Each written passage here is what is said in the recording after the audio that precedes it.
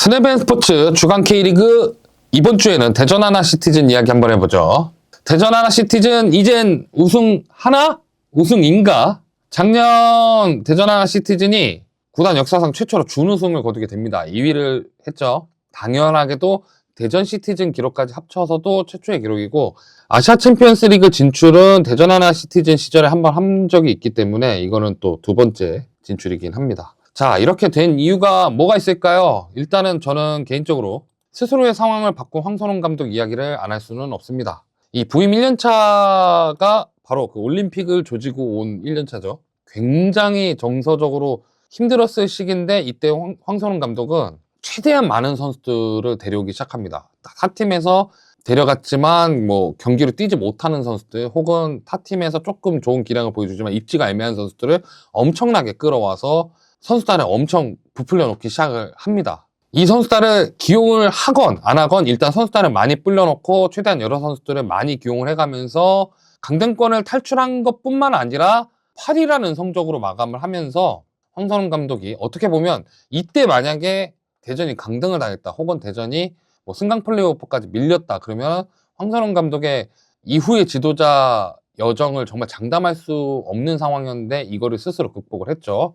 그리고 부임 2년차가 되면서 선수단을 일부 정리를 합니다. 그리고 필요한 포지션을 보강을 하죠. 딜템 뭐 이순민 같은 케이스가 있을 거고요. 주민규 같은 케이스나 임종훈 같은 케이스, 하창래 같은 케이스가 있겠죠. 그리고 전술 코치 요시다 타츠마를 영입을 합니다. 그리고 베테랑 선수들로 중심을 잡았죠. 그러니까 필요한 포지션이나 혹은 중요한 포지션에 30대 이상의 베테랑 선수들을 딱 자리를 잡아놓고, 뭐 측면에 굉장히 에너제틱한 선수나 기술적인 선수를 포진을 시켜서 경기를 이제 주도하려는 그런 플랜을 세워놨다는 게 좀 느껴지는 그런 계획이었습니다. 초반에 1위를 그래도 오래 했어요. 전북이랑 엎치락뒤치락 할 것 같았지만 좀 장기간 1위를 지키면서 있었는데 밀려난 시기가 있었죠. 근데 그때 집중력을 유지하면서 기어코 준우승을 차지하게 됩니다. 사실 이때 당시에 자칫 잘못하면 5위까지 밀려날 수 있는 상황이었는데 그거를 극복하고 준우승을 했죠. 그래서 당연하게도 구단 역사상 최초 2위 준우승을 하게 되고, 기업구단 전환 이후에는 최초로 아시아 챔피언스 리그 엘리트에 진출을 하게 됩니다. 이게 제 기억에 맞으면 대전이 2001년도에 FA컵을 우승하고 2002년도에 아시아 챔피언스 리그 나간 게 처음이고 그 다음이 이번일 거예요. 이렇게 된 이유에는 황선홍 감독이 자신의 약점을 좀 깨닫지 않았나, 이렇게 볼 수 있을 것 같아요. 왜냐면 자신의 전술적 고집으로 인해서 연이어서 실패를 했죠. 자, FC 서울이 그랬고요. 대전 1기 때 그랬고요. 그리고 U23 대표팀 시절에 그랬고요. 특히 올 시즌에는 측면 위주의 4-4-2가 실패를 하니까 미드필드 위주의 4-3-3으로 바꾸기 시작을 합니다. 그리고 원래 황선홍 감독하면 빠른 패스워크를 통한 트랜지션, 그러니까 패스를 최대한 빠르게 해서 상대 진영으로 끌고 들어가는 축구를 하는데, 이게 선수들의 부상 혹은 경기력의 기복으로 인해서 불가능해지기 시작하니까 답답하더라도 롱패스를 통한 경기를 운영을 하기도 했고요. 근데 아직 약점은 있습니다. 공수 간격이 넓어지는 문제가 있어요. 그리고 선수단을 굉장히 좁게 쓰는 문제는 아직도 해결이 좀 안 됐습니다. 왜냐면 작년에 대전 선수단도 아무리 일부 팀이고 일부 상위권 팀이라고 하지만 굉장히 두터운 축에 속했거든요. 그리고 여전히 베테랑이 빠지면 흔들립니다. 뭐 뒷태면 밥신 같은 선수들, 외국인 키맨이나 이런 선수들이 빠지면 흔들리는 부분들, 경기력이 너를 뛰어요. 외국인 선수 활용 문제는 대전에 와서는 괜찮아 보이는데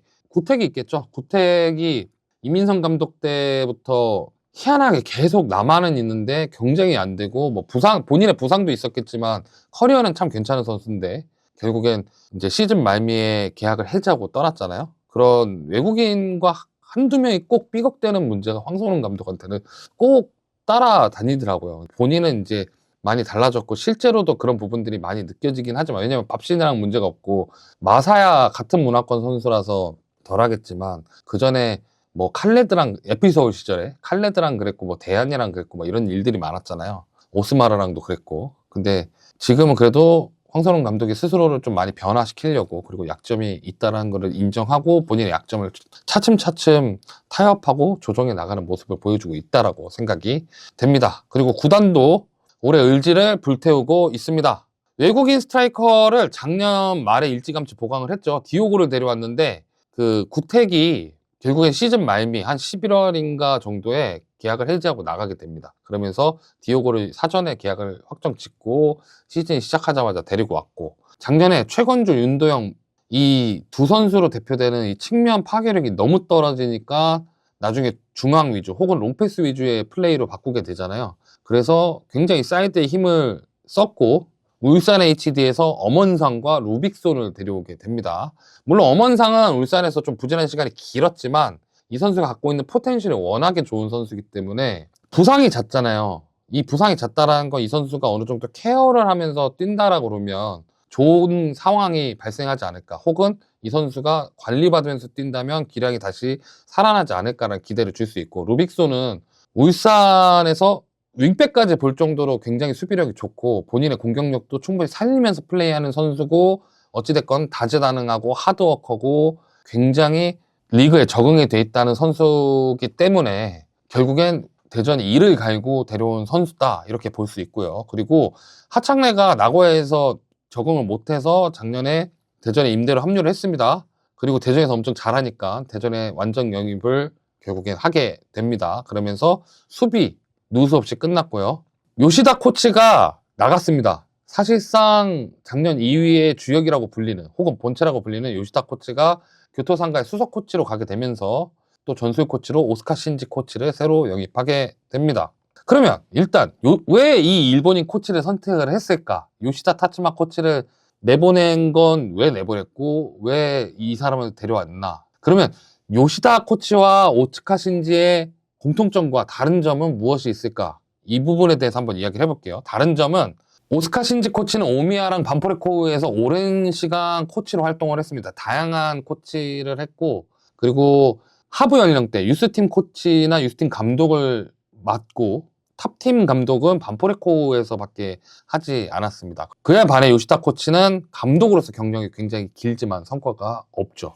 공통점이 있다면 이 두 코치가 기본 철학이 있습니다. 뭐 빠른 공수 전환, 그리고 유연한 위치 교환, 우리가 스위칭 플레이라고 하죠. 그리고 빠른 패스워크, 이런 것들이 굉장히 기본적으로 잡혀 있는 상태에서 전술적으로 대처를 할 때 뭐 541이라든가 433이라든가 352, 343 같은 이 전술 대처를 하기 시작합니다. 그리고 이 두 사람이 공통적으로 전술과 지도에 있어서 굉장히 세심하고 세밀하게 지도를 한다는 평가가 있고요. 요시타 코치는 일본에서 선수단 매니지먼트에서 약점을 보였다는 평가가 있고, 오츠카 신지 코치도 반포레코 감독을 맡던 시절 가지고 있는 능력에 비해서 성적이 안 나온 부분에 있어서 이 부분도 이 코치가 본인의 전술적인 역량보다는 매니지먼트에 있어서 약점을 보이지 않았나. 공통적으로 유스나 코치로서는 인정을 받은 기록이 있지만 감독으로서는 굉장히 아쉽다, 이런 공통적인 평가를 갖고 있습니다. 그리고 오츠카 신지 코치를 데려온 목적이, 대전이 보여주는 것이 축구적 연속성과 전술적 유연성, 그러니까 이런 것들을 가지고 있는 코치를 이렇게 이어나가기 위해서 대전이 선임을 했다, 이렇게 볼 수가 있습니다. 자, 선수단도 한번 간략하게 정리를 해보자면, 이 선수단 운영 컨셉이 대전이 보이기 시작합니다. 유망주들을 U22가 있을 때는 어찌됐건 팀에 남길 유망주 혹은 임대를 보낼 유망주, 이런 것들을 골라서 좀 아깝더라도 팀에 남겨두고 조금이라도 기용할 선수, 혹은 팀에 기용할 자리가 없지만 좀 기회를 줘야 되는 선수, 이런 것들을 분류하기가 어려웠는데, 올해는 애초에 1군에서 기용 안 할 것 같고 1군에서 기회를 얻기 힘든 선수들을 다 임대를 보냈습니다. 김현우, 작년에 그 선풍적으로 데뷔를 했던 준프로 선수 경남으로 임대 갔고요. 김한서 선수 용인으로 임대를 갔습니다. 그리고 수원 삼성의 분데스리가 출신 김민우 선수가 또 대전으로부터 임대를 왔죠. 그래서 하브리그에 적극적으로 임대를 했습니다. 그리고 약점이 된 자리를 확실하게 보강을 했습니다. 스트라이커 자리를 약점이라고 말한 이유는, 주민규가 한 시즌을 온전히 풀로 끌고 갈 수 있는 상태가 아니잖아요. 나이가 많은 노장이기 때문에 그 부분에 있어서 디오고를 데려왔고, 엄원상과 루빅슨을 데려왔고, 그리고 하창래를 완전 영입하면서 본래 갖고 있던 수비라인 컨셉을 이어갈 수 있게 됐고, 그리고 조성권을 데려오면서 여기에 질을 더했습니다. 그래서 대전의 컨셉은 정리하자면 주력은 지키고 양질의 전력은 더해서 팀 퀄리티를 높인다, 이렇게 정리를 할 수 있겠네요. 이게 가능해진 이유 중에 하나가 U22 제도가 바뀌었잖아요. 그러면서 유망주나 팀이 모두 윈윈할 수 있는 팀 운영이 가능해지게 되면서 대전은 어린 선수들은 하브리그로 임대, 거기서 경험치를 먹고 발전하고, 그리고 본래 갖고 있던 선수단의 주축 선수단은 최대한 지키면서 여기에 중요한 선수들을 한 자리씩 끼워 넣어가면서 선수단의 응집력과 선수단의 질을 높이는 선택을 이어가고 있습니다. 이게 작년부터 올해까지 이어갔고 작년의 성공이 올해도 이어갈 수 있다라고 볼 수 있는 부분인 거죠.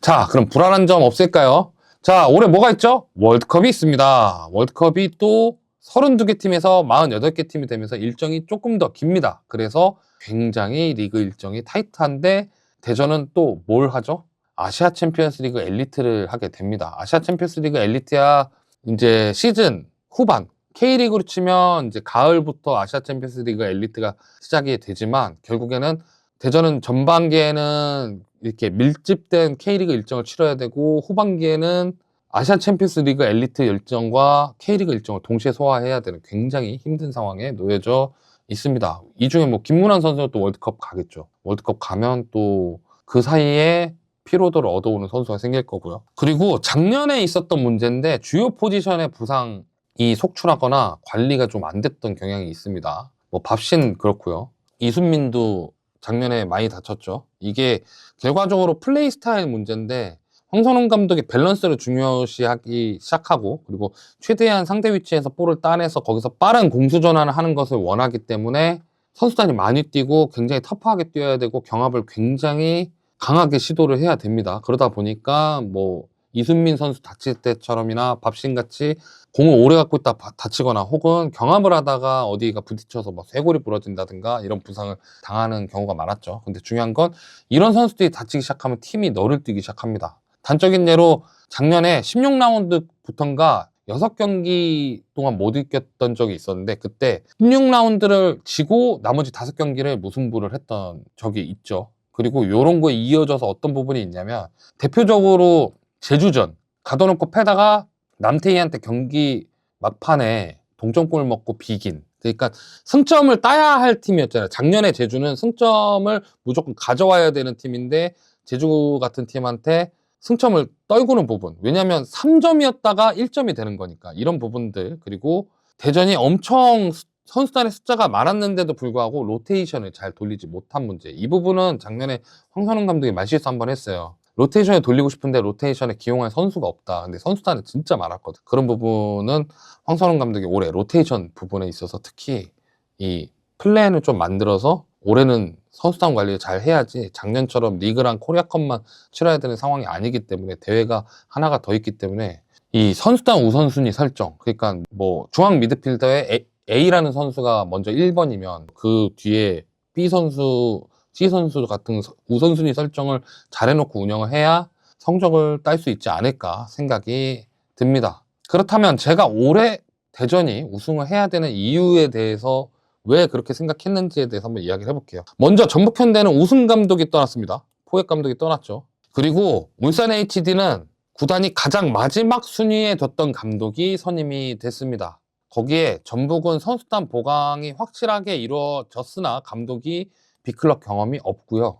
울산은 지금 갖고 있는 팀에 문제가 있어서 나가는 선수에 비해 영입이 쉽지 않은 상황이죠. 뭐 이거는 어제 소식이죠. 고승범 선수가 수원 삼성으로 이적을 하는 데 있어서 울산이 선수 트레이드 2명만 원했다라고 얘기가 나왔는데 그 정도로 지금 선수를 데려오기가 힘든 상황입니다. 그러니까 이제 정리를 해보자면 전북은 일단 정종용 감독의 적응이 필요하고요. 울산은 반전이 필요한 상황입니다. 그러니까 숙제가 있는 두 팀에 비해서는 대전은 되게 순조로운 상황이라는 거죠. 그리고 거기에 우승을 해야 되는 이유가 또 덧붙이자면 투자를 하는 팀이 계속 좋은 성적을 거둬야 K리그가 발전을 합니다. 왜냐면 돈을 이만큼 썼더니 저런 성적을 거뒀어. 돈을 이만큼 썼더니 우승을 했어. 이렇게 돼야 되는데 최근에 돈을 많이 쓰기로 유명한 전북이랑 울산이 성적이 너를 뛰었고 감독이 바뀜에 따라 막 승강 플레이오프나 혹은 강등권까지 밀려나가는 이런 모습들을 보였잖아요. 그러면 다른 구단들의 입장에서 야, 돈을 써도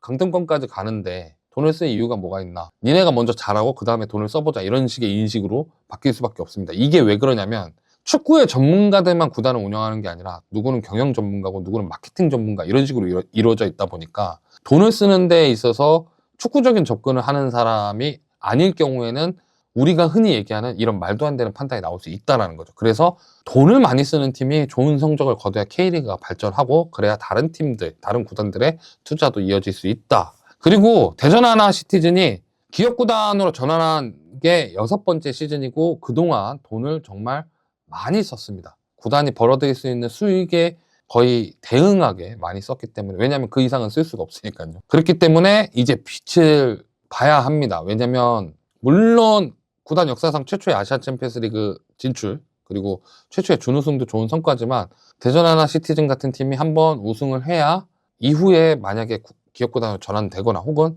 지금 기업구단이지만 투자가 좀 위축된 팀들이 그것을 보고 또 투자를 하고 리그가 선순환이 이어질 수 있으니까요. 그래서 올해는 꼭 대전이 이 투자에 대한 빛을 봐야 하는 시즌이다.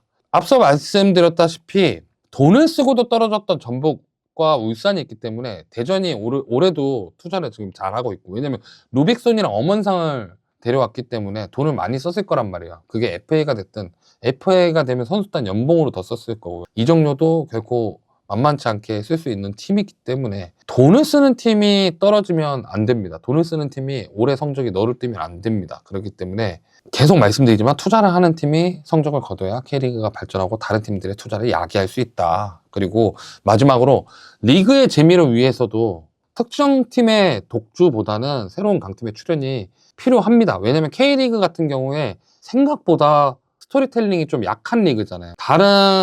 그러니까 유럽 축구만 보시는 분들이 K리그를 사실 좀 낮게 여기는 부분 중에 하나가 유럽 리그에 비해 스토리텔링이 약하다라는 건데, K리그도 그것을 많이 노력하고 있기는 하지만 아직까지는 사실 유럽에 비하면 부족한 게 현실입니다. 그런 부분에 있어서 대전 같은 팀이 올해 우승을 해야 이 이후에 K리그가 더 재밌어질 수도 있고, 그리고 더 많은 강팀들이 출연을 해야 우리가 리그를 보는데 더 재미를 느낄 수 있지 않을까, 그런 생각을 하고 있습니다. 오늘 대전 하나 시티즌에 대한 이야기를 해봤습니다. 대전 하나 시티즌, 저는 이제 대전 시티즌에 대한 기억이 더 강하고, 대전 하나 시티즌이 돼서도 사실 수원 삼성 팬인지라 대전에 대한 라이벌 의식이 좀 있기는 한데, 작년에 대전 하나 시티즌을 굉장히 많이 응원을 했거든요. 진심으로 대전 하나 시티즌의 엠블럼에 별이 하나 추가되기를 기원합니다. 지금까지 스냅스포츠 주간 K리그 장동이었습니다.